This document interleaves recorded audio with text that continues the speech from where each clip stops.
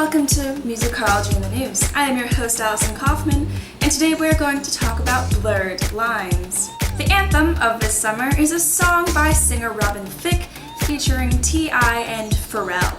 Despite encountering much resistance from people and groups over its chauvinistic lyrics depicting gray rape scenarios, the song has over 168 million views on YouTube. I understand.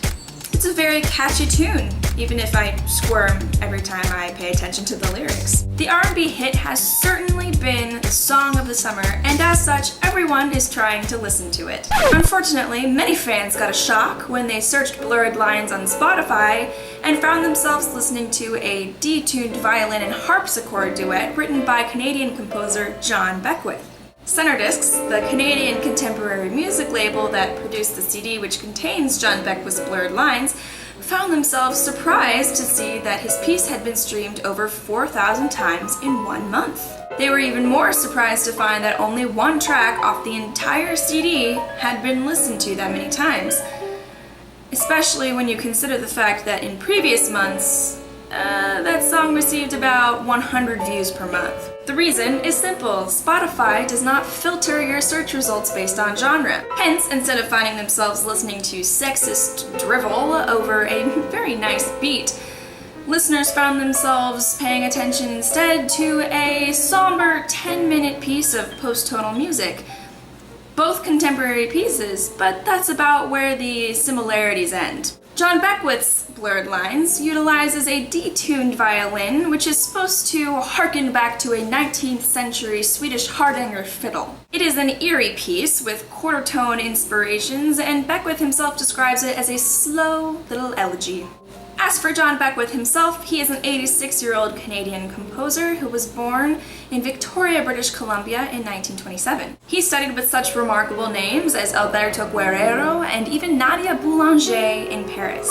He has composed over 130 opuses in stage, choral, orchestral, solo, and chamber genres. Like many modern composers, his music explores 20th century compositional techniques and styles, but he is also very interested in working with Canadian themes and melodies. In particular, he's done over 200 settings of Canadian folk songs. He has also collaborated with such famed Canadian writers as Margaret Atwood, James Reaney, Jay McPherson, and Dennis Lee.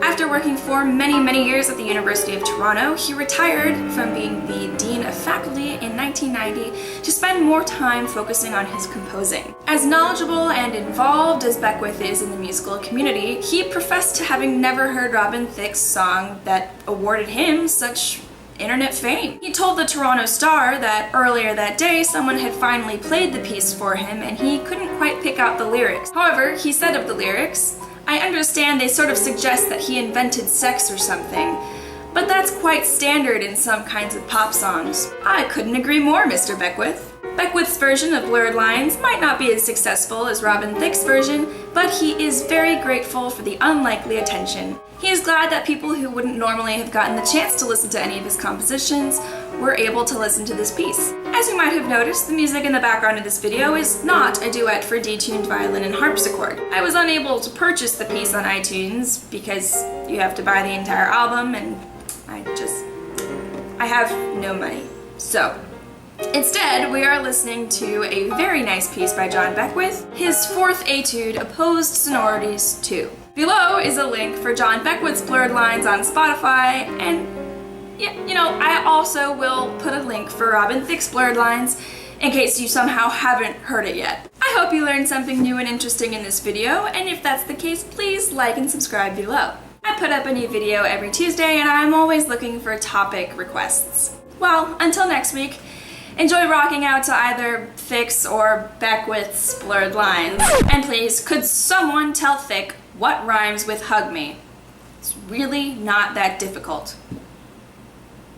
It's pug me. I don't know what's so hard about that. Musicology.